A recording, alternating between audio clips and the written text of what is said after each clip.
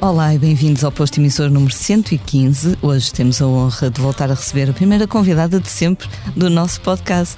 Depois de participar no primeiro episódio desta nossa aventura, já em janeiro de 2020, esta verdadeira mulher da Renascença já gravou música, deu concertos, organizou uma homenagem a Sérgio Godinho e lançou um livro. Capicua, bem-vinda de volta ao posto emissor. Muito obrigada. Já aconteceu muita coisa, entretanto, é verdade. Uma pandemia...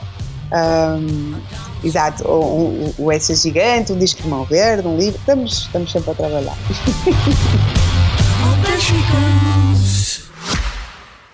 Francisco, é um prazer estar aqui consigo. Se descobre a si próprio como poeta? Isso é uma pergunta muito difícil de responder. Eu sou uma parte do braço que ele deixou para pôr em pé aquilo que ele Se quiseres fazer um balanço da tua vida... Em contagem decrescente para os 50 anos do Expresso, Francisco Pinto Balsemão entrevista 50 personalidades ao longo de 2022. Não perca o podcast Deixar um Mundo Melhor, disponível em todas as plataformas e em expresso.pt.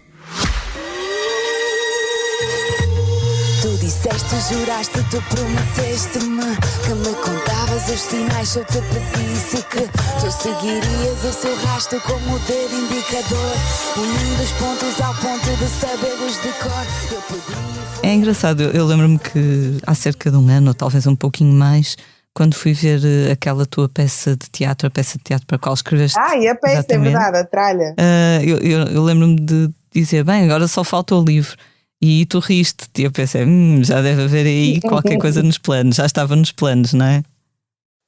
Sim, na verdade andei a adiar os planos porque nos últimos anos recebi sempre bastantes convites de editoras diferentes que me desafiavam, às vezes até com uma ideia específica de um tema ou de um registro, ou um livro de poemas, ou um livro de crónicas de atualidade, ou um livro, pronto, assim coisas mais, exercícios mais...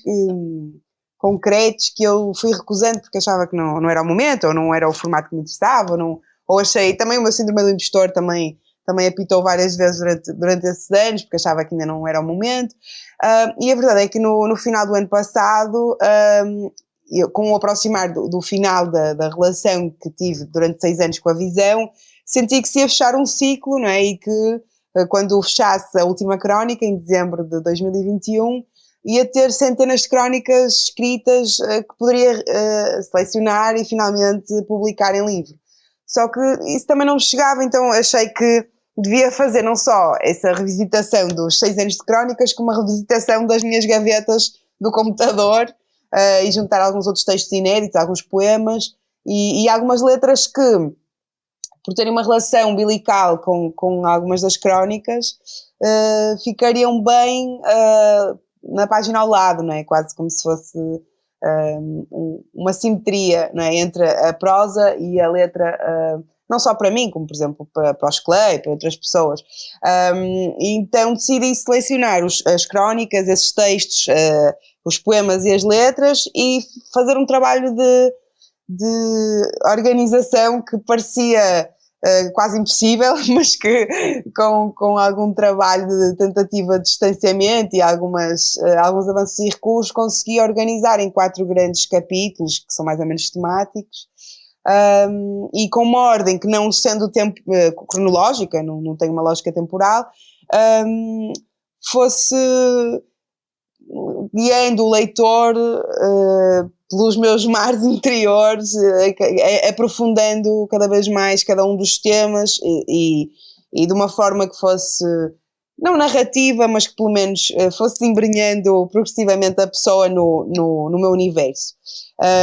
Essa parte não foi nada fácil, mas acho que no fim, quando li para a segunda ou a terceira prova, senti que estava fluido e que tinha resultado e portanto consegui calar o meu síndrome do impostor e ficar contente com o resultado.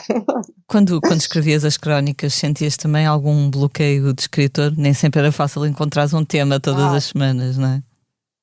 Sim, isso é o pior das crónicas. Eu facilmente me adaptei ao registro e até poderia ter sido complicado porque eu já estava... O meu primeiro amor é a rima, não é? Eu habitualmente estou confortável a escrever em rimas, e a prosa, a não ser nos meus trabalhos académicos, não era muito comum. E isso foi fácil. Agora, aquela angústia de encontrar um tema a cada semana, no caso da Visão era quinzenalmente, agora no JN é que é todas as semanas, às vezes é um bocado angustiante, porque há semanas em que tens 3 ou 4 temas possíveis e outras semanas em que parece que não há nada.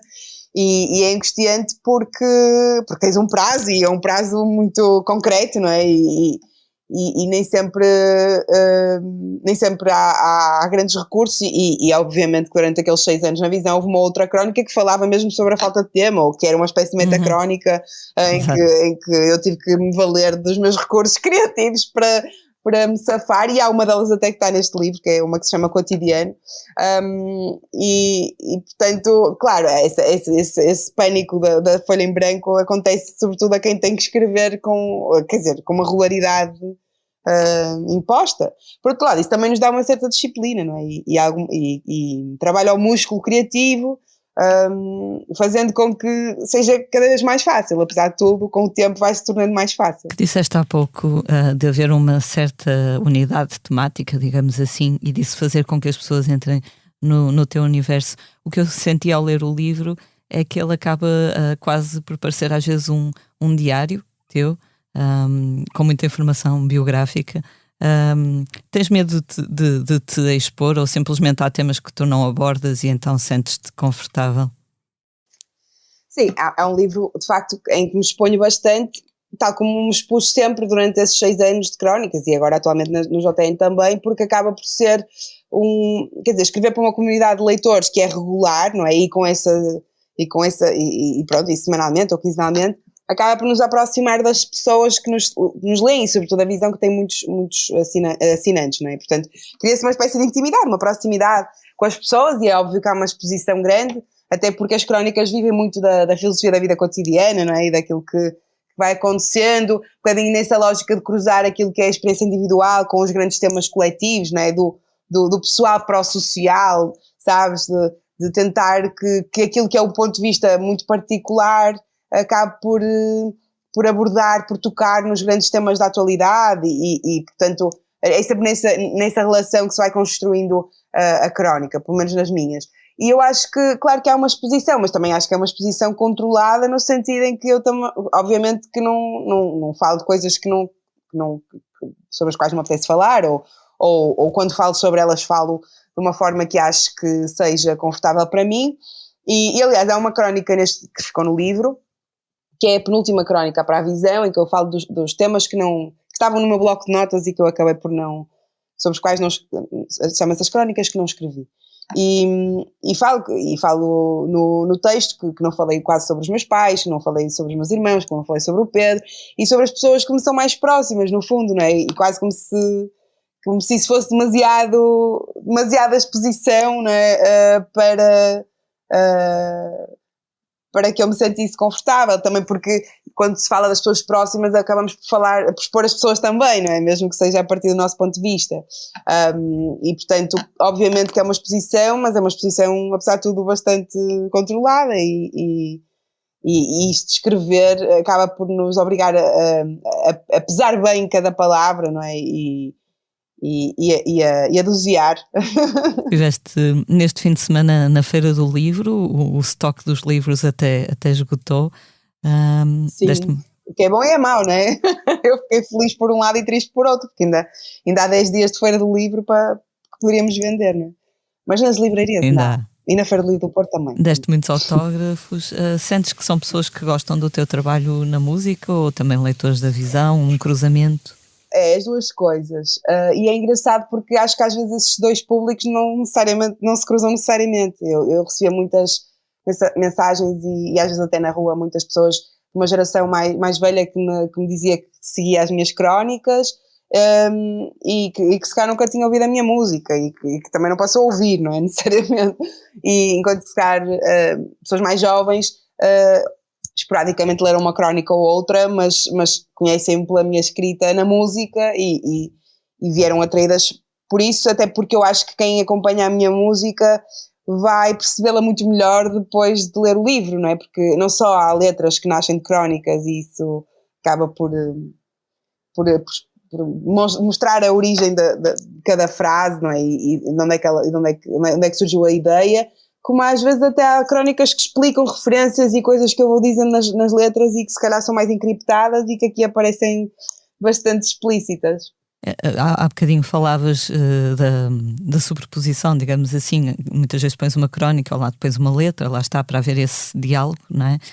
Às vezes também pequenos poemas, é um formato que tens explorado. Eu sempre escrevi poesia, sobretudo na infância e na adolescência. A partir do momento em que comecei a dedicar-me ao rap, quase toda a minha força criativa se esgota nas letras e há muito pouca coisa paralela. Mas ainda assim fui escrevendo alguns poemas ao longo destes últimos anos e alguns deles achei que eram dignos de incluir no livro. Mas a verdade é que esse é o formato que é mais natural em mim, porque foi o primeiro registro que eu experimentei mesmo quando aprendi a escrever, não é? Na escola primária e na pré-adolescência e na adolescência, eu sempre gostei de escrever poesia e essa é assim a minha primeira forma de expressão, o meu veículo de gestão das dores da existência. Também tem uma dimensão obviamente lúdica, porque eu gosto de brincar com as ambivalências das palavras, com a sua musicalidade, com a métrica, mas sim, timidamente estou a regressar aos poemas e este livro já mostra um bocado isso, até porque me obriga às vezes até há coisas que começaram como posts de Instagram que eu depois trabalhei a partir daquela ideia e porque achei bonito e transformei em poema. Há também 3 ou 4 poemas que são para o meu filho porque eu combinei com o Pedro que a cada ano que o Romeu fizesse ia escrever um poema sobre ele, não é? Então tem o 1, o 2 e o 3 estão incluídos no livro.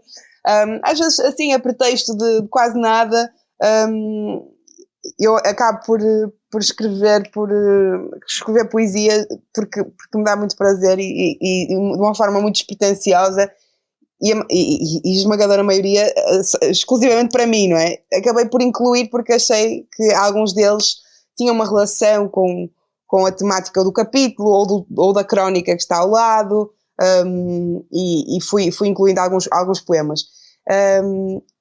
E a verdade é que acho que acaba por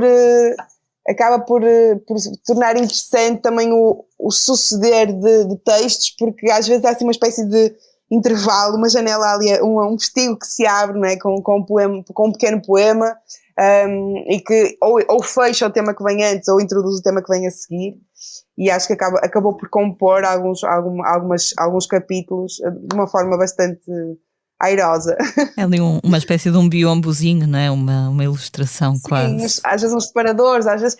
E também é um bocadinho como a epígrafe que eu pus aquele pequeno poema da Dília Lopes que faz alusão ao Fernando Pessoa, dos poemas serem como os chocolates, porque não há mais metafísica no mundo que os chocolates. E a própria capa do livro também é uma caixa de bombons, não é? E eu acho que às vezes a ideia deste livro também é isso, é ter às vezes pequenas frases, pequenos poemas que no meio das crónicas vão sendo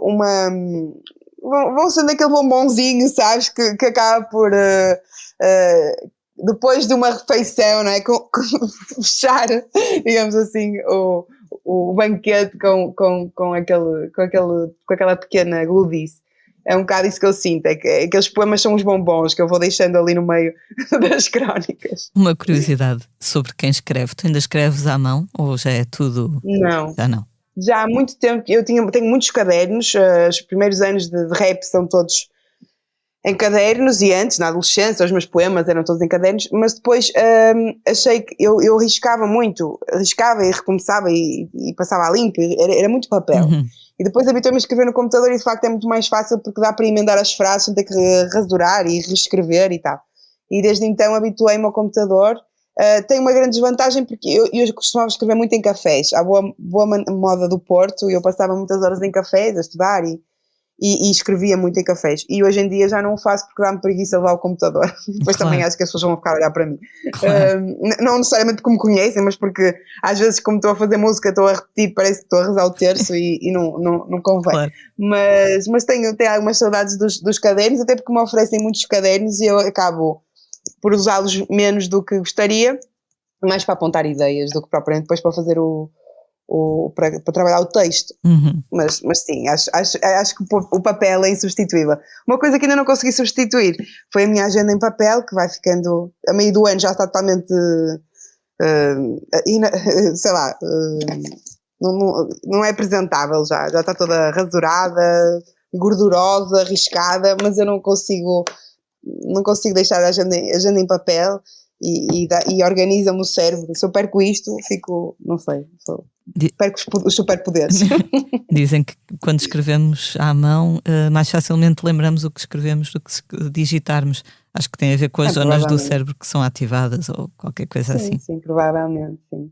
Há bocadinho. Sim, até por isso é que acho que assim, quando escrevo bilhetes ou cartas, nunca vou escrever em computador, não é? Acho que há uma dimensão de intimidade que o papel tem, claro. Que depois o computador não tem, claro. Né? Nem que seja porque a nossa caligrafia é irrepetível e não é à toa que, por exemplo, que as pessoas depois valorizam ter uma dedicatória ou um autógrafo no livro, não é? Porque isso torna aquele objeto pessoal, em vez de ser só mais um livro que saiu da gráfica igual aos outros todos, não é? Acho que de facto é insubstituível. É como aqui há uns tempos o David Fonseca disse aqui no podcast que nunca tinha deitado fora uma carta que tivesse recebido mensagens, apaga, etc. Mas uma carta não se deita fora, não é? À partida. Sim. Há bocadinho sim. falavas da paixão pela escrita, pelas rimas que te acompanha desde sempre. No livro dizes que o teu pai costuma lembrar que a tua primeira rima foi à saída do infantário. Sabes qual era a rima? O teu pai sabe? Sei, é ridícula, mas sei, eu era muito pequenina ainda, tinha, não sei, pai, 10 anos e meio, e 3 anos, estava a começar a falar, e o meu colega de escola chamava-se Tiago Azevedo, e o pai do Tiago Azevedo foi buscar o Tiago Azevedo ao mesmo tempo. O meu pai me foi buscar a mim, e o meu pai pegou em mim ao colo, e eu olhei para a cara do pai do Tiago Azevedo e disse: o pai do Tiago Azevedo é um grande penedo. E... é uma frase um bocadinho tal, mas realmente uma criança pequenina rimar com penedo não é assim tão óbvio. Não é nada óbvio. Eu estava a pensar em azedo ou qualquer coisa. Penedo. Não, foi penedo. Não sei porque, mas espero que o pai do Tiago Azevedo não tenha levado a mal. Exato, se não estiver. Meu pai riu-se muito e pronto, e guardou consigo a minha primeira rima para a posteridade. Eu gostava que ela fosse um bocadinho mais poética, mas pelos vistos tinha mais pronto, era só simplesmente o efeito fonético, não é?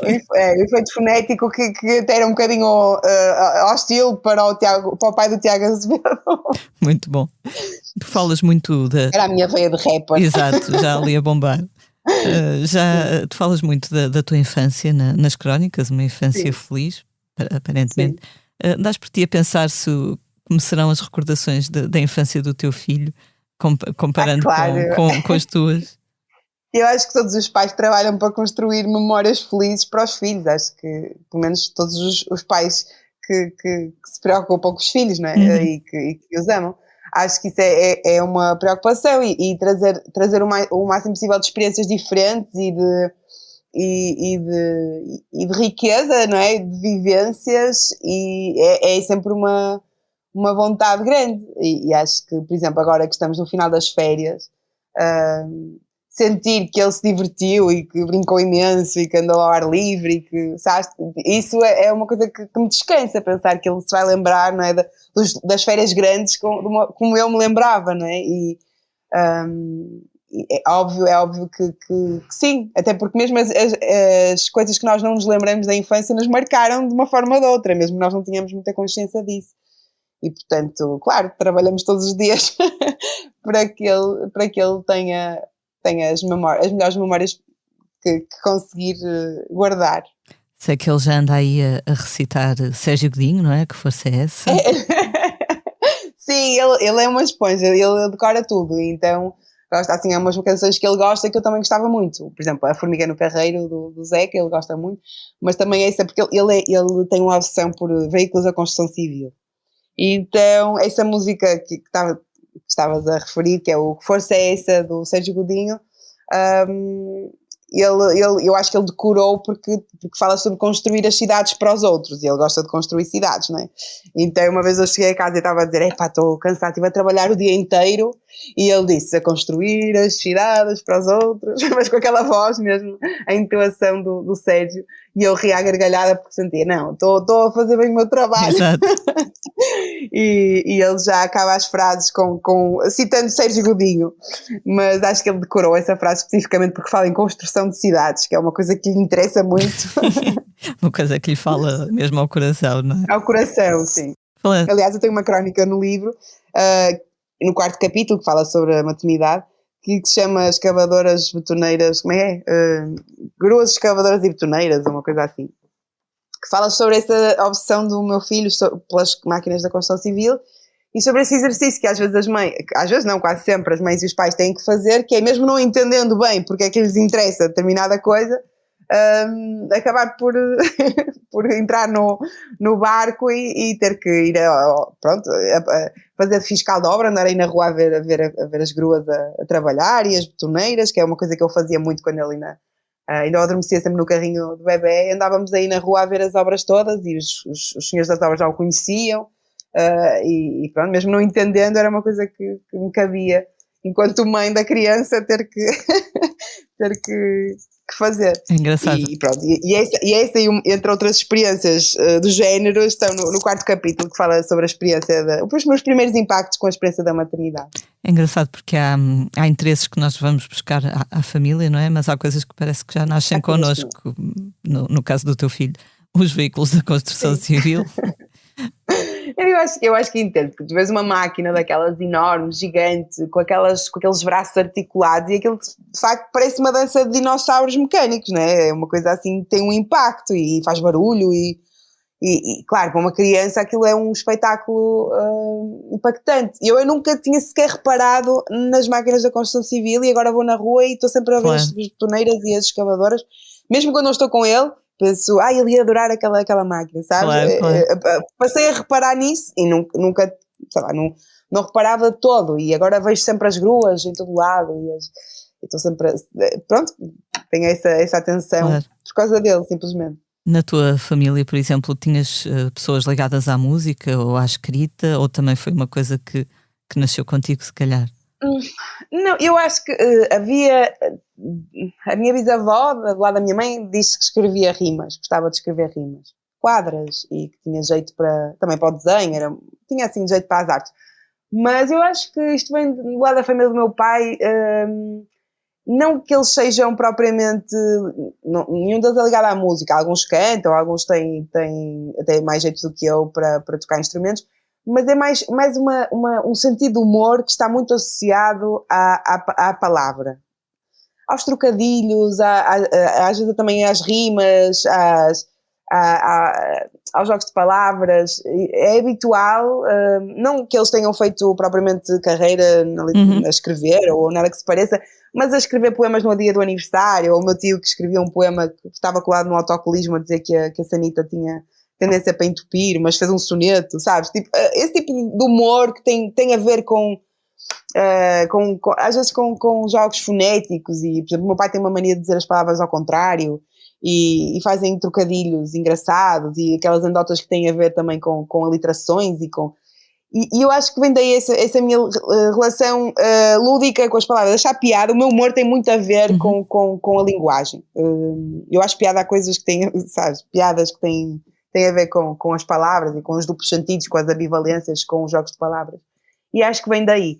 Agora, todos gostam muito de ler, e acho que alguns deles têm bastante jeito para contar histórias, para a oratória, e eu acho que se calhar vem daí.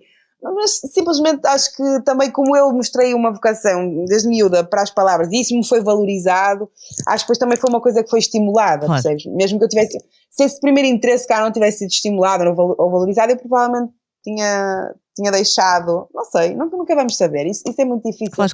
Essa coisa do talento, para mim que estudei sociologia, isso do talento, da vocação, são coisas muito misteriosas. Quando foste para o curso de sociologia, pensavas, não sei, ser professora, investigadora, Ou Sim, pensei em fazer investigação? investigação, trabalhar numa universidade, no centro de estudos em ciências sociais, ou então trabalhar em planeamento do território, que também era uma possibilidade.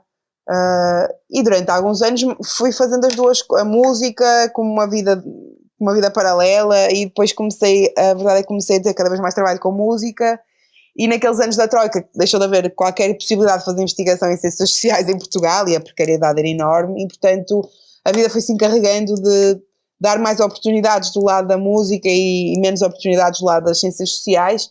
E eu sou mais feliz, na verdade, a fazer música e outras coisas, porque eu também não fui fazendo sempre, lá está, esses tais desdobramentos para a minha escrita, desde das crónicas, outros projetos sociais, às vezes dou formação. Agora, no ano passado, lembraste e bem de escrever uma peça de teatro, e vou fazendo sempre muitas coisas ao mesmo tempo. Pronto, o Mover também, o projeto de música para crianças, não é?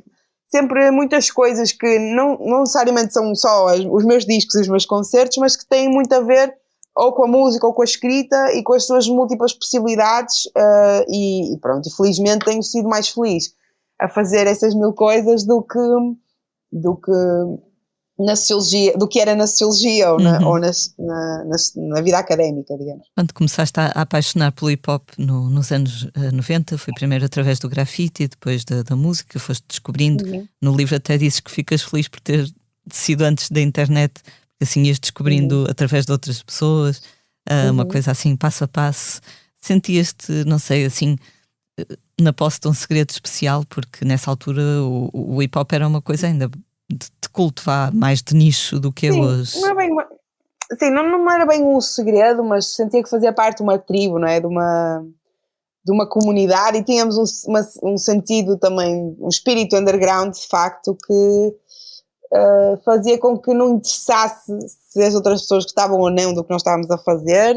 As outras pessoas nem sequer entendiam bem o que nós estávamos a fazer, até porque nós estávamos a construir uma cena, não é, na altura, e portanto ainda também nós próprios estávamos a descobrir muitas coisas, mas sim, sentia muito essa ideia de comunidade, de ter uma experiência, primeiro sobretudo pelo grafite, uma relação com a cidade também era ela própria muito específica, e que só nós é que tínhamos, porque só nós é que prestávamos atenção a determinadas coisas, estávamos na rua a determinadas horas, fazíamos nossos espaços que habitualmente são em lugares, não é? Como fábricas abandonadas ou as bermas da autoestrada, e portanto sentia que nós tínhamos uma vivência muito específica, muito particular, e que só dentro da nossa tribo é que poderíamos partilhar e entendermos uns aos outros e criar um sentido de identificação.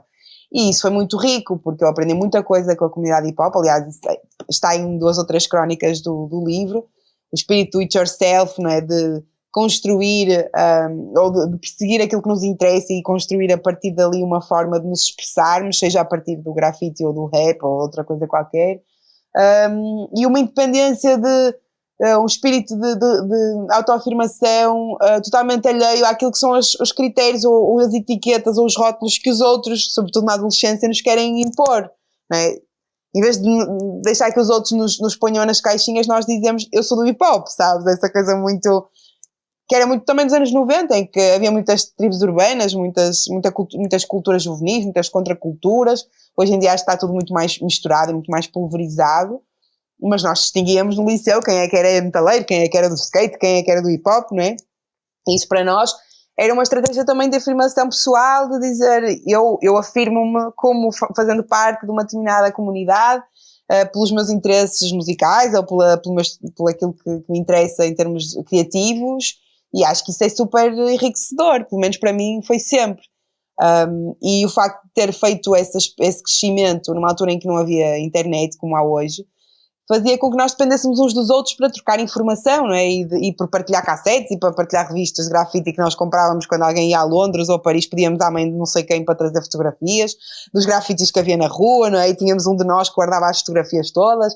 E trocávamos gravações do programa do Marinho, sabes, na Antena 3, e alguém gravava em VHS o Yo MTV Raps com os videoclipes que passavam na MTV uma vez por semana, e era todo, íamos sempre ao mesmo bar, mesmo dia da semana para ir ver, não é? Para nos encontrarmos, e isso foi super, super interessante, porque acho que me ensinam muitas coisas sobre a partilha, não é? Sobre a construção de uma cena cultural, sobre essa ideia de estarmos a fazer a música ou cultura com as nossas próprias mãos, sem pedir licença a ninguém, sem esperar o apoio de ninguém, a organizar os nossos concertos, a gravar as nossas mixtapes, a divulgar a nossa música, fazendo stencil na rua ou indo aos concertos dos outros rappers com papeizinhos com o endereço, não é? Com as nossas cassetes ou a vender, ou com o endereço do nosso MySpace quando começou a haver MySpace, sabe?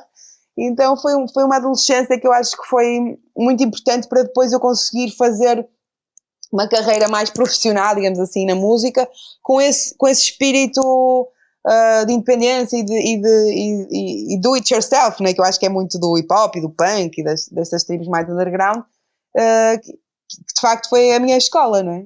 Ainda há algum grafite que tenhas feito que ainda esteja de pé? Já não há. Não há porque, pronto, o grafite tem essa característica de ser arte efêmera, não é? E depois eu deixei o grafite já há 20 anos. E acabei por... O último grafite que resistiu foi no Liceu Carolina Michaelis, que eu pintei com os meus 2 companheiros de grafite,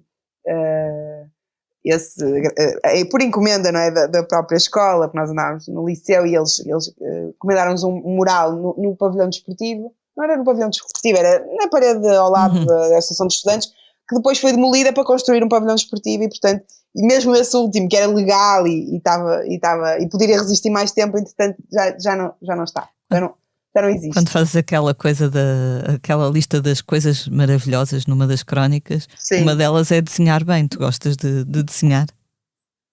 Eu desenhava muito quando fazia grafite e depois perdi o hábito, e hoje em dia, quando começo a desenhar, sinto a mesma coisa que quando me sento a um piano, que é, adorava saber tocar e não sei, adorava saber desenhar bem e não sei. Acho que uma das coisas que eu gostava de fazer quando tivesse tempo era, como aliás eu digo na minha crónica, a mulher do Renascimento, era estudar desenho, pintura, escultura. Sempre gostei muito de belas artes e sempre fiz muitos cursos livres de cerâmica, de desenho, de aguarela, etc. E ultimamente, de facto, não me tenho dedicado nada ao desenho, nem nada que se pareça. E, portanto, tenho sempre um bocadinho essa frustração de sentir que é um superpoder que não tenho e que gostava de ter, sabes? E falar italiano, não é? Também era um dos teus isso planos. Sim, isso também é, mas isso é para a reforma. É quando eu for uma mulher mais velha, mais madura, vou-me reformar e vou aprender italiano e estudar belas artes, que é para me tornar uma mulher do Renascimento. Muito bem. Esse espírito todo. Mas se calhar vou viver para Florença. Parece-me bem. Não tenho dinheiro para isso. Tinha que ganhar o Euromilhões para ir viver para Florença. Exato. Essa estaleca toda que tu ganhaste nesses anos com a tua comunidade do hip hop no Porto fez com que, quando saiu o primeiro disco de Capicua, fosse já um disco super confiante, não? Esse meu primeiro disco foi, na verdade, o meu 4º trabalho, porque eu tinha feito um primeiro EP em banda, com a Marta, com o Diwan e com a Maria, a nossa amiga que cantava connosco na nossa primeira banda. Depois fiz um EP também com outro rapper do Porto, que era o Auge, e que se chamava Mau Feitio. Depois fiz uma mixtape a solo em 2008, que era Capicua Ghost Primo, e portanto esse disco só existiu porque eu me sentia preparada já para fazer uma coisa mais a sério. E demorei alguns anos, não é, a fechá-lo. Portanto, sim, eu diria que quando eu fechei esse disco já tinha para aí 20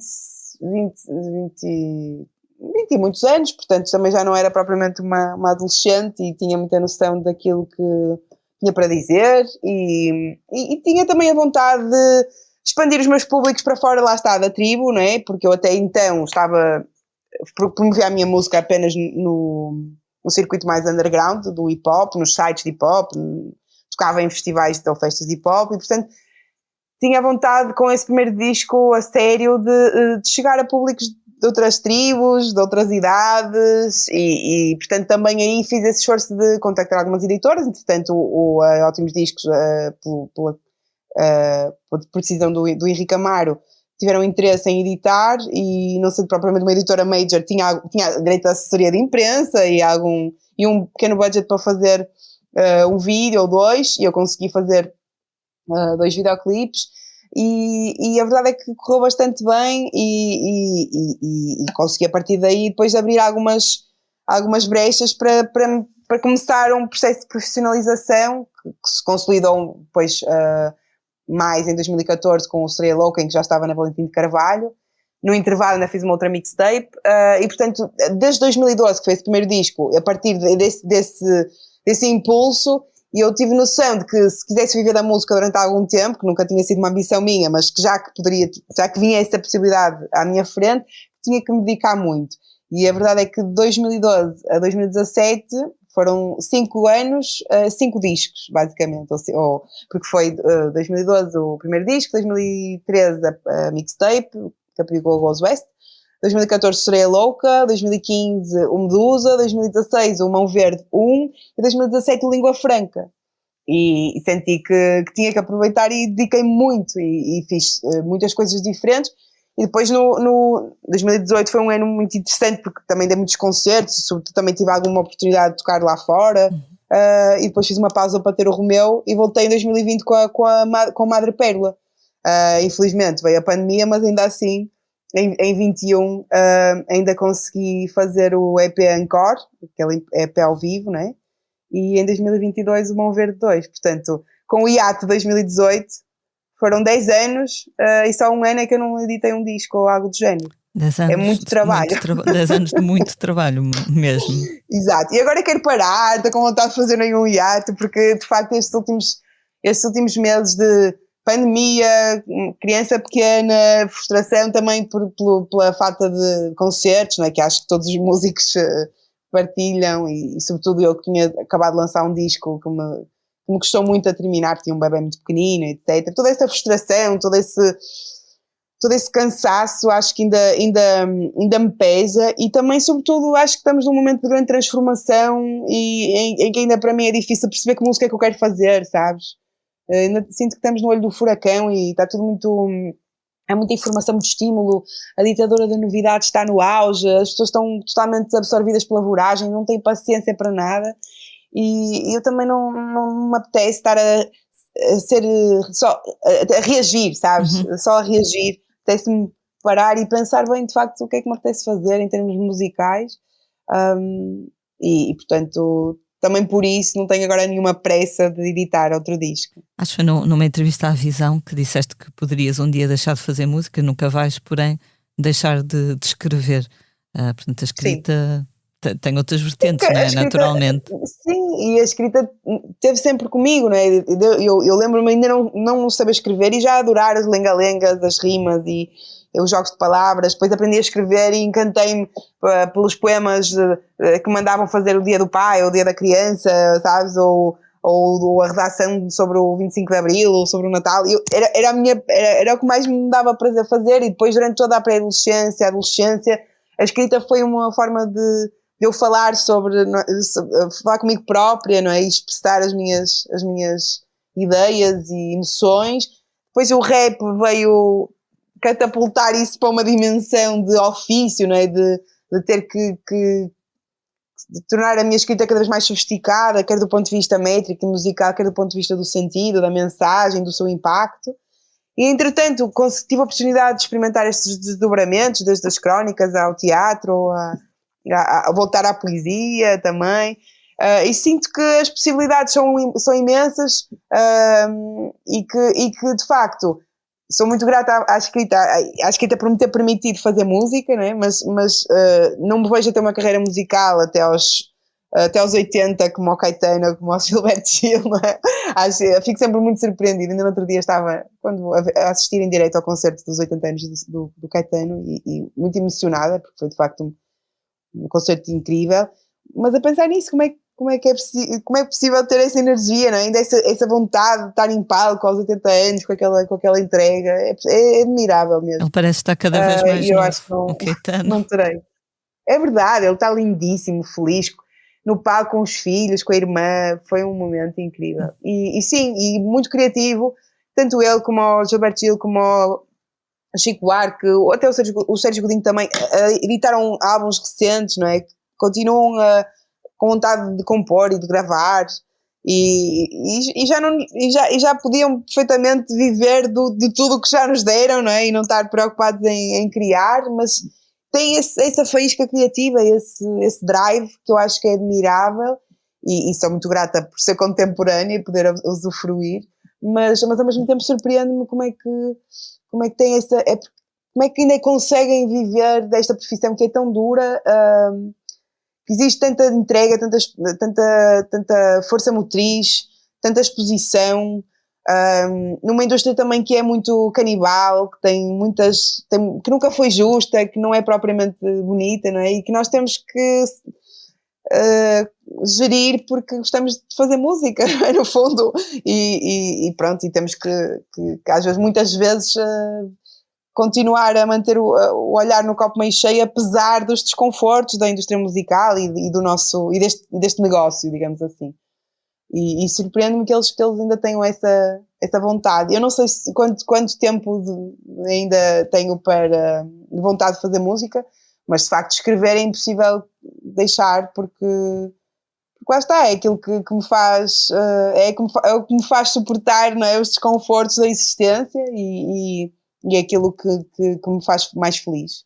Antes que ao longo destes últimos 10 anos, há bocadinho já deste a entender um bocadinho isso, a tua música, os teus discos chegaram a pessoas que não ouvem habitualmente hip-hop? Sim. Acho que desde o primeiro disco isso aconteceu. No Seria Louca foi ainda mais óbvio, porque também cheguei a pessoas com idades mais diferentes, não é? Desde crianças a pessoas mais velhas. E acho que durante bastante tempo era muito, e até hoje, é muito nítido quando fores ver um concerto meu, a diversidade de pessoas que estão na plateia, que também, que sobretudo há uns anos não era comum num concerto de rap. Mas se calhar é cada vez menos estranho isso, porque acho que está tudo muito mais pulverizado e misturado, e também há muito menos preconceito em relação ao rap do que havia há uns 10 anos. Mas acho que sim, acho que me orgulho bastante de ter um público diverso em termos etários, também em termos de todas as tribos urbanas, homens e mulheres, crianças, todo o tipo de pessoa, acho que se sente acolhido num concerto meu, e eu acho que isso é uma vitória, porque até há poucos anos o hip-hop era exclusivamente, era uma coisa exclusivamente juvenil, não é? Muito teen, e também ela própria, sobretudo muito masculina, não é? Uhum. Em termos de público. E hoje acho que cada vez menos é assim. Continuas a ouvir muito rap, muito hip-hop, enquanto fã? Sim, sobretudo brasileiro. Eu consumo sobretudo, e não é só na música, é em todas as outras áreas da cultura, até em podcasts, tudo. Eu consumo muito o que se faz no Brasil e habitualmente também ouço bastante rap brasileiro. Uhum. Tens assim alguns favoritos atualmente? Sabes que eu vou-te dizer sempre o Emicida, porque eu sou fã número 1, além de que é um grande amigo, mas sei lá, o Rincon Sapiência também é incrível, também entrou no Madre Pérola, o Baco, Exu do Blues é genial, e acho que a Flora Matos, eu gosto muito da Flora e acho que ela tem sempre discos que são bons de ouvir. Mas há muita coisa. Hoje em dia, aliás, até é difícil estar a par, não é? Porque já é difícil estar a par do hip-hop português, quanto mais do hip-hop de um país com mais de 200 milhões de pessoas, não é? Uhum. Até porque agora também há muito, o trap brasileiro está muito forte, eu não sou tão do trap, mas há uma outra coisa, e depois acho que com esta coisa com a internet também há muito, quer dizer, acho que é difícil não nos perdermos, não é? No ruído. Há sempre todas as sextas-feiras as playlists dos novos singles e estar a par é quase impossível mesmo. Aliás, eu tenho uma das crónicas do livro, eu falo um bocado disso, que não, simplesmente muitas vezes não estou a par do que se faz, não é?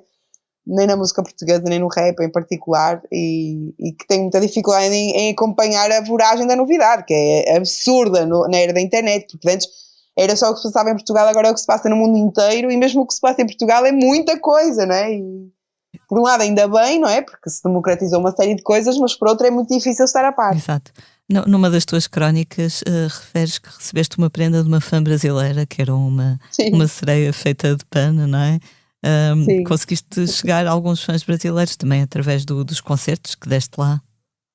Sim, eu acho que não só por ter ido em 2014 ao Festival Terra do Rap, e depois também ter feito algum trabalho de promoção do Estrela ou Calá, mas também depois por causa sobretudo de língua franca, em que colaborei com o Emicida, com o Rael e com o Alete, né, mas com os dois artistas brasileiros que são bastante conhecidos na cena hip-hop, e tive a oportunidade de tocar lá algumas vezes, fui angariando assim algumas pessoas bastante fiéis até, que até hoje acompanham o meu trabalho. E é engraçado, porque mesmo sendo uma coisa de nicho, não é? Um país imenso, um continente, aquela meia dúzia de pessoas, um nicho no Brasil ainda tem alguma dimensão. Tanto que durante alguns anos, se fosses ver nas estatísticas do meu Spotify qual era a cidade do mundo que eu tinha mais ouvintes, era São Paulo, depois era Rio de Janeiro e depois é que era Lisboa e Porto. Precisamente porque basta um pequeno nicho para ser muita gente. Claro que nunca tive pretensões de internacionalizar a minha carreira, porque não só precisava de um clone que vivesse no Brasil em permanência, como também precisava de grande poder de investimento e nunca tive essa ambição. Claro que adoro o Brasil, sou muito inspirada por tudo que lá se faz, de música e não só.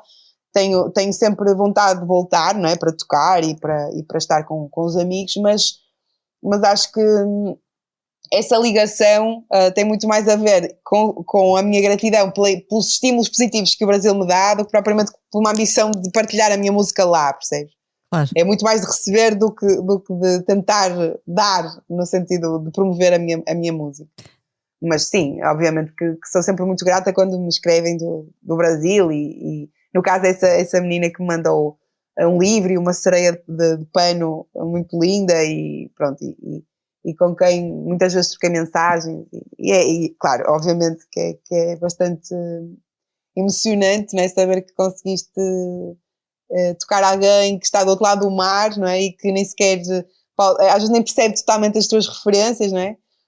E que mesmo assim sente a tua música. Por exemplo, só para dar um exemplo, Maria Capaz no Brasil não faz sentido nenhum, o trocadilho, porque eles não usam a expressão Maria Rapaz, claro. Eles usam moleca, por exemplo, algo assim mais.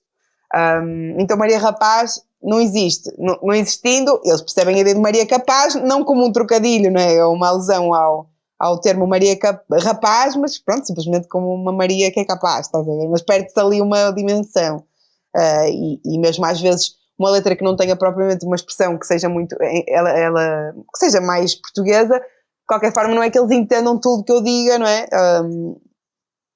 E obviamente que algumas coisas se perdem na tradução, digamos assim. Até o meu próprio nome, como estávamos a falar em off, Capicua, no Brasil não quer dizer nada, porque eles não usam essa expressão, eles usam palíndromo.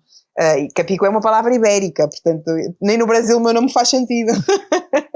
Mas ainda assim pode ficar revestido de um certo exotismo, não é? É um mistério, é tipo é como nós quando também ouvimos. Exato, quando nós ouvimos também algumas coisas nas novelas brasileiras que não sabíamos o que é que queriam dizer, não é? Sim, e habituamos-nos, não é? Habituamos. Exatamente.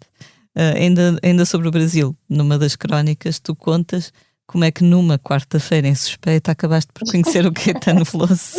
Fui parar ao quarto hotel do Caetano Veloso a convite da sua esposa, não é?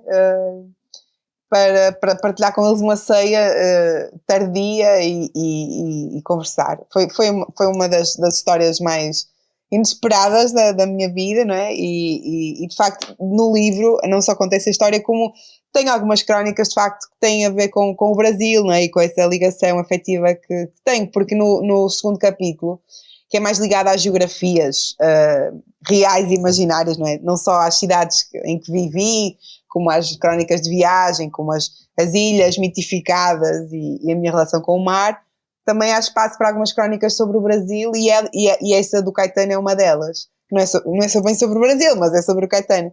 E é uma das crónicas que eu sabia desde o início que tinha que fazer parte. Há uma outra que é uma das minhas favoritas, que se chama João Sensação e que também é sobre uma viagem de carrinha em São Paulo, e o João Sensação era o motorista da carrinha, e é uma das minhas favoritas também.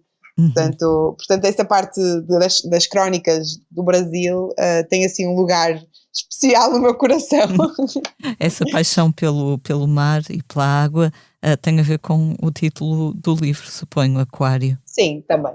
Obviamente que para quem segue o meu trabalho já percebeu que eu tenho uma obsessão com os títulos e com as canções aquáticas e e da sereia louca à madrepérola, à medusa, Exato. agora ao aquário, há sempre o elemento água está sempre lá, mas tem a ver, o título tem, primeiro é o título da crónica que eu revelo aos leitores da Visão, que estou grávida e que vou ter um bebê e portanto vou parar durante uns meses, mas foi mais pela ideia de, para mim o aquário ser quase como um recorte do oceano, né? Tipo uma pequena moldura para uma paisagem subaquática, e eu senti sempre que este livro também era uma espécie de janela para os meus mares interiores, então que também por essa ideia de os textos serem soltos e serem, é quase como se o livro fosse uma espécie de recorte também para os meus mares interiores, e os textos fossem eles próprios também assim uma espécie de peixinhos que vão compondo uma paisagem bastante fluida e que não foi,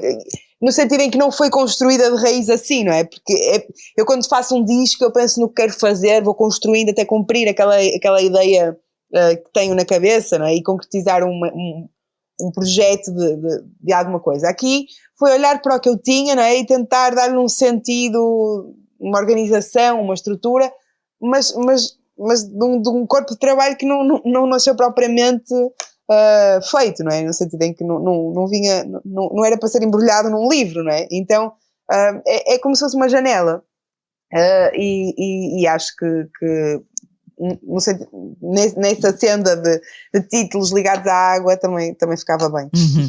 No ano passado foste convidada a escrever uma novíssima carta portuguesa para assinalar os 50 anos das novas cartas portuguesas. Aquele papel que chamaste a ti de dar voz à luta das mulheres, à luta, à exaustão das mulheres, também é um papel que levas muito a sério. Sim, não é que propriamente que eu tenha decidido ser tipo a paladina das questões de género, mas desde a adolescência que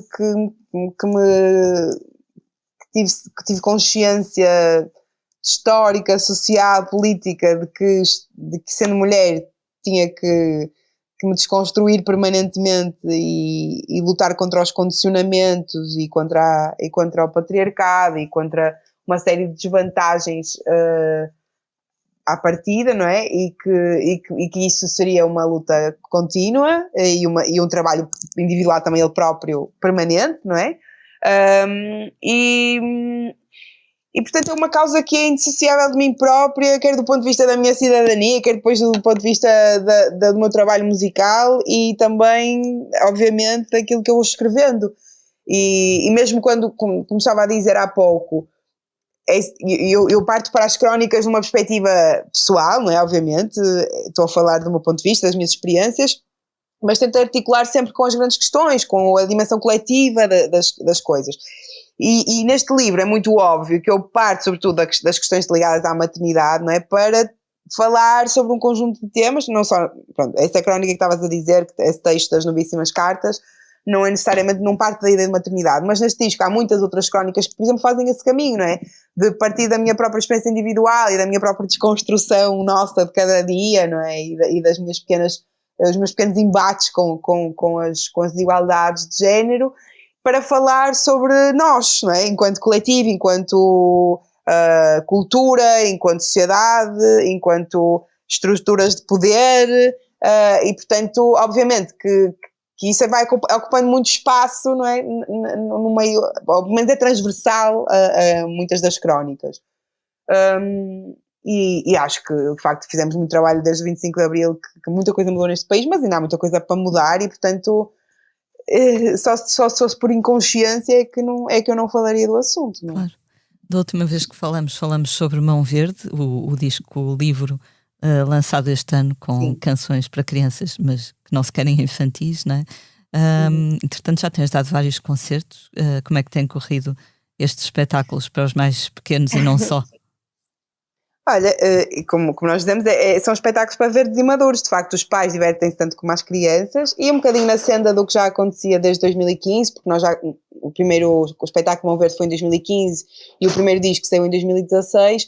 Nós já tínhamos essa experiência de vários anos na estrada com o Mão Verde, e portanto já havia essa noção de que é sempre uma grande festa, e estávamos, claro, com muita vontade de tocar o disco novo, porque foi composto já há 4, não é? E portanto as canções eram da banda toda e tínhamos essa vontade de experimentá-las, e a verdade é que está a correr muito bem.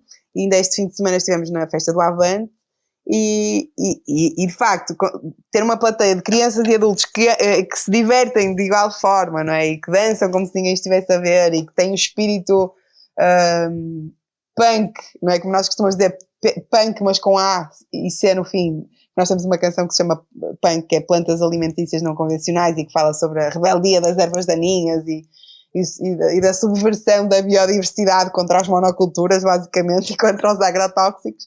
Sentimos que o nosso concerto é de facto muito punk, porque temos crianças e adultos a cantar e a dançar mensagens ecologistas, e é mesmo muito bom poder estar na estrada com o Pedro, com a Francisca e com o António Serginho.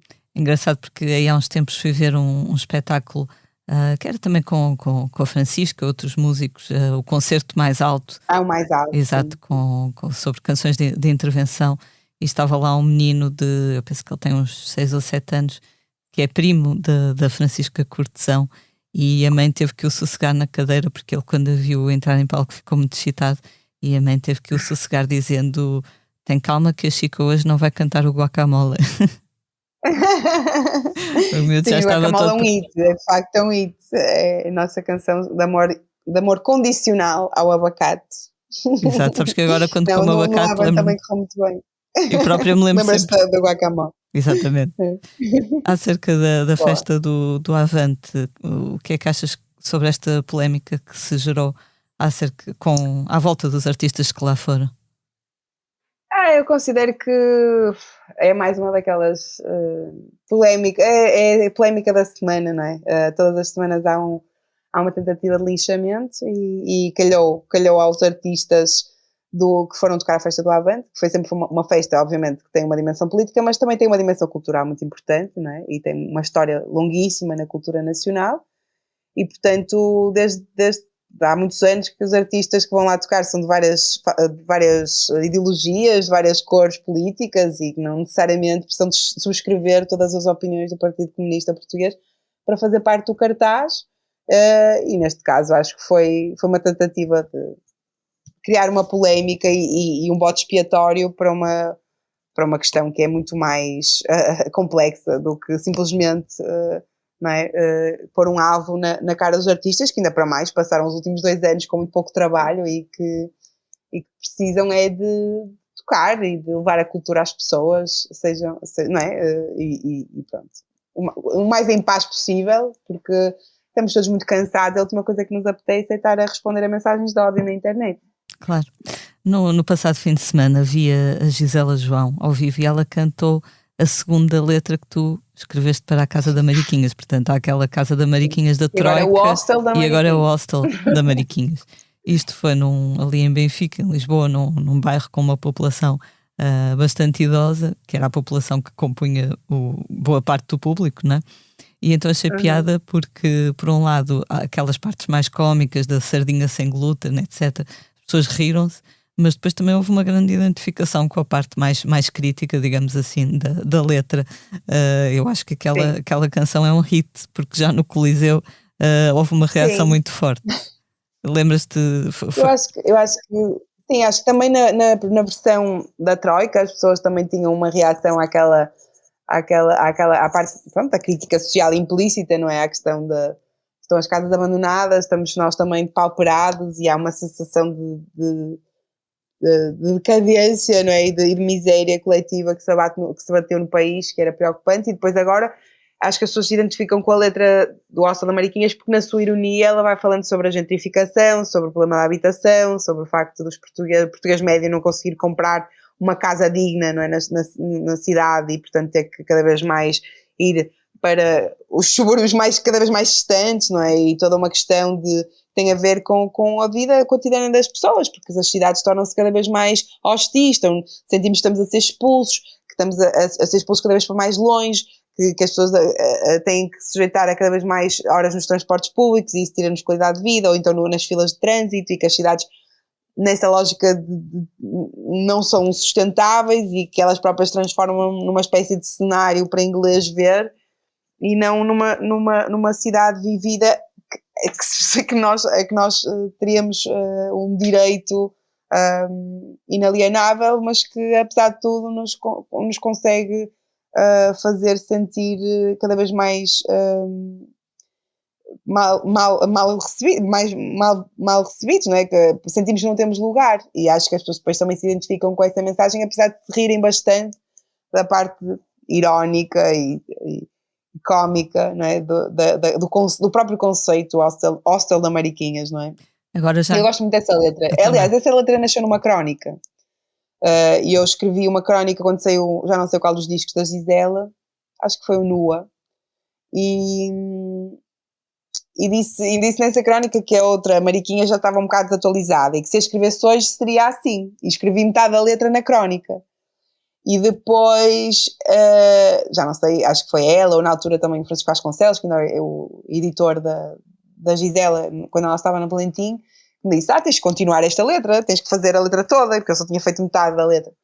E eu depois acabei a letra e mandei para a Gisela, e ela disse, vou ter que começar a cantar isto.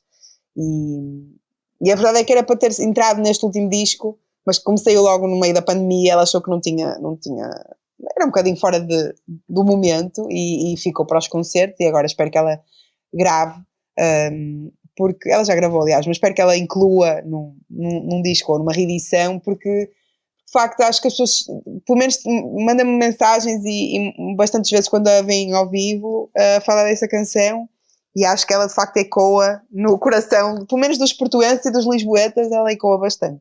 Eu desconfio que ainda vais ter que escrever uma terceira parte dessa letra, porque agora as cidades já não são só para inglês ver, são para inglês viver também, não é? Com os nómadas digitais que depois podem pagar outro tipo de preço pelas casas que nós Mas não. Eu digo na letra do Hostel da Mariquinhas, que eu digo Tuga só o empregado, não, que eu digo a senha da internet é alfacinha, Tuga só o empregado atarefado a servir a caipirinha, não é? Tipo, os portugueses são os que estão a trabalhar, no fundo, é quem está a usufruir, já não somos nós, não? Pronto, e de facto as pessoas vão se rindo, mas vamos a rir, ou melhor, a brincar é que se dizem as coisas sérias, não é? Exatamente. Tens recebido mais convites para escrever para outros artistas? Sim, vou recebendo, sim. Ultimamente não tenho escrito tanto, estou assim uma fase de pousio criativo, não tenho assim tido muitas ideias, mas sim, vou escrevendo. Claro que às vezes escreves e depois a pessoa acaba por não incluir no disco, ou escreves e depois demora não sei quanto tempo a sair, portanto eu normalmente antes de sair nunca falo do assunto, porque de facto nunca sei se vai ser para breve ou não. Mas sim, recebo sempre bastantes convites e é uma coisa que eu gosto de fazer. Eu por acaso tenho prazer em fazê-lo, e até neste livro, no Aquário, tenho 2 ou 3 letras que foram escritas por outras pessoas e que eu achei por bem incluir. Tens as dos Clã, não é? Dos Clã, tem outra do Lumen Linhares, que é um cantor de jazz, que se chama Dança Macabra, que aliás começou por ser um poema e depois transformou numa letra, e deve ter uma outra, mas já, agora sim. Tem uma que eu escrevi para o Camané que acabou por não ser gravada, que é o Colo, que eu até digo no livro que é uma letra do fado que não existe, e portanto há sempre letras que vão saindo para outras pessoas. Tens facilidade em escrever quando te convidam? Quando conheço bem as pessoas, ou eu conheço bem a pessoa, ou tenho que conhecer bem a música da pessoa. Se eu não conhecer a pessoa de lado nenhum, ou não conhecer bem a sua música, é muito difícil, na verdade, e evito até, porque há uma dimensão do trabalho que tem a ver com escrever para aquela voz, para aquela pessoa, para aquela pessoa dizer, e isso é uma coisa que exige uma certa intimidade, não é? Com saber que tipo de palavras é que ficam bem naquela pessoa, será que a pessoa diria aquela frase, assumiria aquela posição, não é? É um bocado isso, e se eu não conheço a pessoa e se não tenho familiaridade com o seu trabalho, pelo menos, não é? É muito complicado fazer esse exercício, não é? Claro.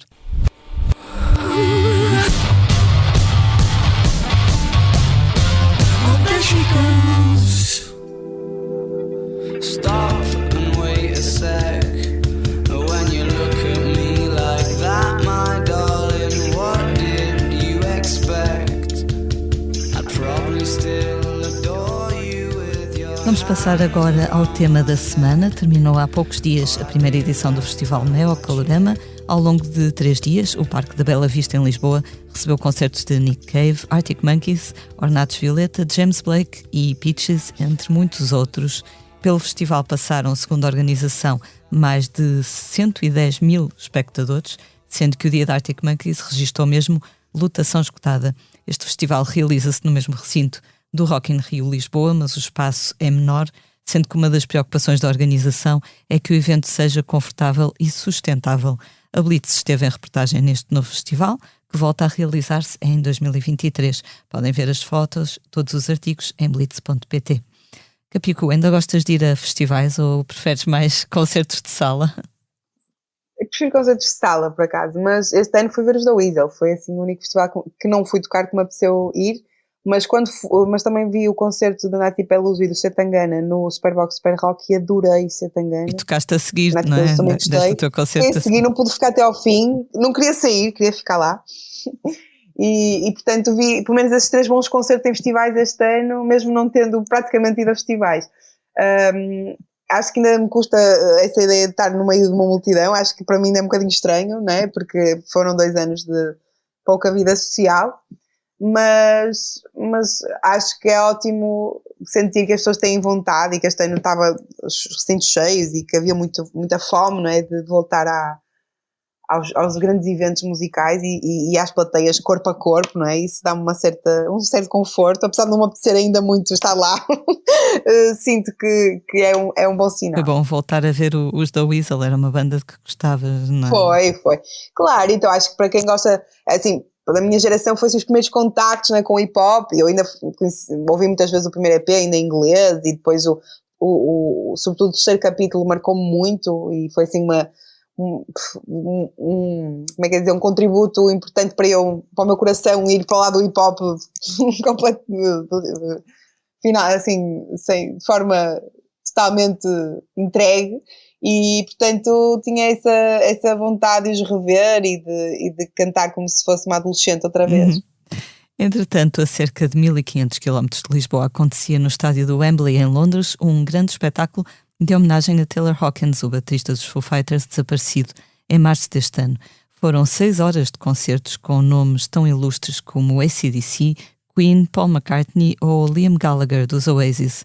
Além dos companheiros de Taylor Hawkins nos Foo Fighters, subiram também ao palco os representantes da nova geração, ou seja, Shane Hawkins, filho do homenageado, Violet Grohl, filha de Dave Grohl, e Nandi Bushell, a baterista revelação com quem os Foo Fighters já tinham tocado.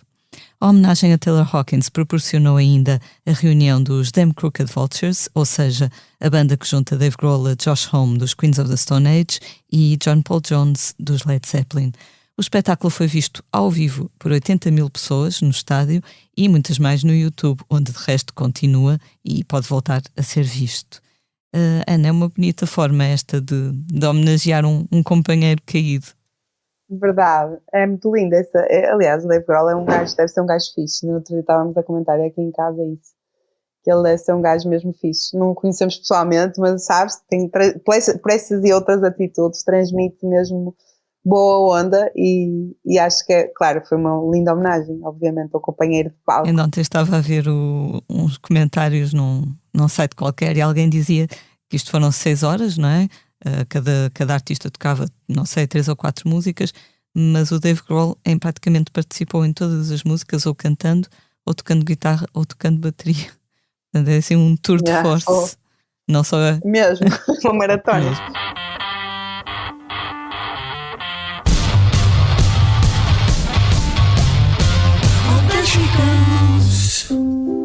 Ninguém disse que era fácil viver um amor eterno em que o longe é mais real que o perto. Vamos agora falar de um disco que acaba de chegar às lojas e ao streaming. Chama-se, chegou apenas ao streaming porque é uma edição digital. Chama-se Sal, é um EP do Salvador Sobral, composto por 5 canções tocadas ao piano. Uma delas chama-se Tristeza dos Dois e tem música de Bernardo Sassetti. É um inédito do Bernardo Sassetti com letra de Luísa Sobral. Luísa Sobral é autora de um outro tema deste EP, bem bonito, que se chama Estrada Dividida. Neste EP há também um inédito chamado Canção para a Aida, que Salvador Sobral dedica à sua filha, que deve nascer em breve.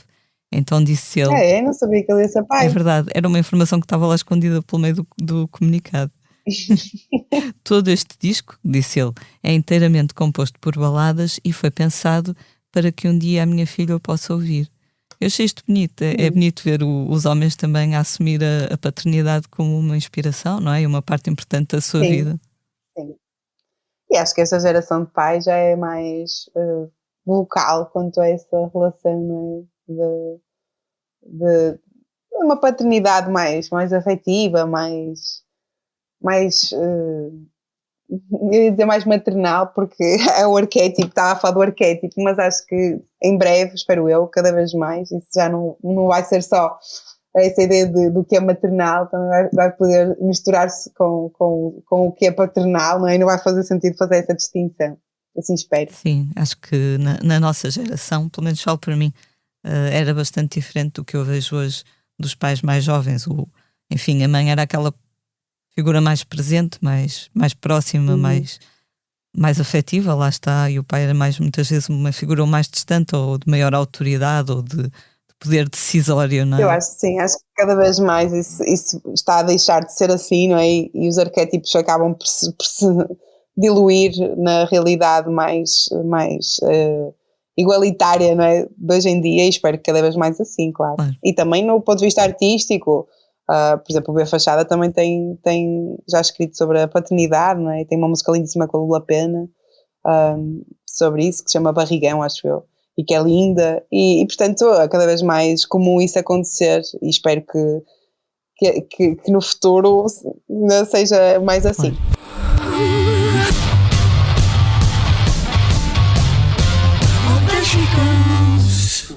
Foi o que disse a professora que ensinava lá na escola, que todos são iguais e que cota é esmola. Cansada de esmolas e sentindo a faculdade, ela ainda acorda cedo e limpa 3 AP no centro da cidade. Experimenta nascer preto, pobre na comunidade, cê vai ver como são diferentes as oportunidades. E nem venha me dizer que isso é vitimismo, não bota a culpa em mim pra encobrir o seu racismo. E nem venha me dizer que isso é vitimismo. Começamos agora aos concertos dos próximos dias. Esta sexta-feira, dia 9, o australiano Xavier Rudd atua no Art Club no Porto, no sábado no Coliseu de Lisboa. Também no sábado, a cantora e ativista brasileira Bia Ferreira dá um concerto no Beleza, em Lisboa. No mesmo dia, os norte-americanos Magnetic Fields tocam no Lisboa ao vivo, e também no sábado, mas em Beja, no Alentejo, um herói local, António Zambujo, apresenta o espetáculo Voz e Violão no Teatro Paz Júlia. Estamos assim numa espécie de pausa entre os grandes festivais e o regresso dos grandes concertos em sala, numa altura em que continuam a ser anunciados grandes espetáculos de estádio também. Depois dos 4 concertos dos Coldplay em Coimbra, em 2023 vamos ter Harry Styles em Algés, em julho, e os Rammstein no Estádio da Luz, em junho. Por outro lado, temos, portanto, estes grandes espetáculos a serem anunciados, e temos também cada vez mais bandas médias, digamos assim, a cancelar digressões internacionais com a justificação dos custos serem muito elevados. Estava a ler no teu livro, quando conheceste o Caetano Veloso e a sua mulher Paula Lavigne, que ela dizia, como é que era, quem não ganhou dinheiro com a música não vai ganhar mais. Já não vai ganhar. Exato. Ela disse, agora não é comércio, é serviço. Isso. A gente só aluga em streaming, já ninguém faz dinheiro com isto. Sim, e eu digo, olha, para quem nunca pensou em viver da música, só pela noite 2 que conheci o Caetano já estou no lucro, não é? Exato, já valeu tudo. Ele sempre viu o copo meio cheio, não é? Basicamente. É o otimismo. Mas sim, é bastante o otimismo verdade. Do Sagitário, não é? Como tu dizes. É, inabalável. Eu partilho muito isso com o André Tentugal, companheiro de muitos videoclipes e de muitas outras coisas, que ele também é como eu e acha sempre que o plano mirabolante vai dar certo. E os nossos amigos, por exemplo, a Marta, a Beatriz Gosta, é que está sempre a dizer, vocês, quem me dera ser Sagitário para ter essa fé, essa fé em tudo, esse otimismo, porque ela é o oposto, ela acha sempre que vai correr tudo mal, e nós achamos não, vai acontecer, vai correr bem, e isso por acaso é uma coisa que apesar de tudo, nos últimos 2 anos foi um bocado abalada, mas que me vai salvando muitas vezes. No entanto, a Beatriz Gosta é autora daquela famosa frase: quem acredita vai, não é? Quem acredita vai, é verdade. Me inspira também, de certa forma. É muito inspiradora, de facto.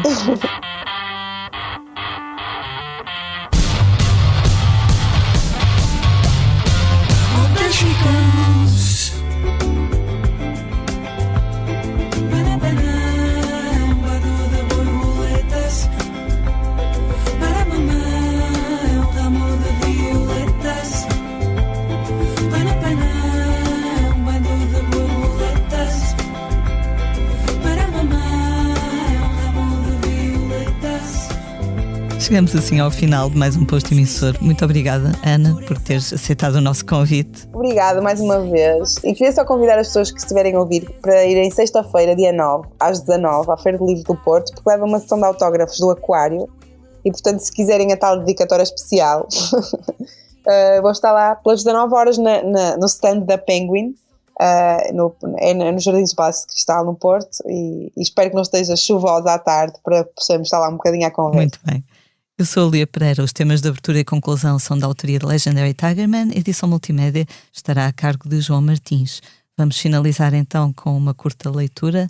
Ana, força. Eu trouxe um poema do Vasco Gato, que é o meu poema favorito agora neste momento. Eu vou mudando, mas gosto mesmo muito deste, e chama-se Lua Cheia, e eu vou tentar lê-lo fazendo jus à sua beleza. Nas palavras lavo os panos tristes, que ao fim de uma estação retém agora a sensação dos dias, o lume dos passos. Sinto que é um outro tempo, um outro jeito de dobrar esquinas, um outro modo de pisar a terra. É tudo isto comprimido num pulso, cingido dentro de veias como pequenas vozes mudadas em canção ao acordar do ano. Vem comigo neste magnífico nascimento, ouvir bater a espuma do cinzento das rochas e deixar passar as horas como quem flutua à tona do tempo, inteiramente mergulhado no mundo. Vem dormir sob o luminoso manto da lua cheia. Hei de dizer-te um dia como se escolheu a cor do mar.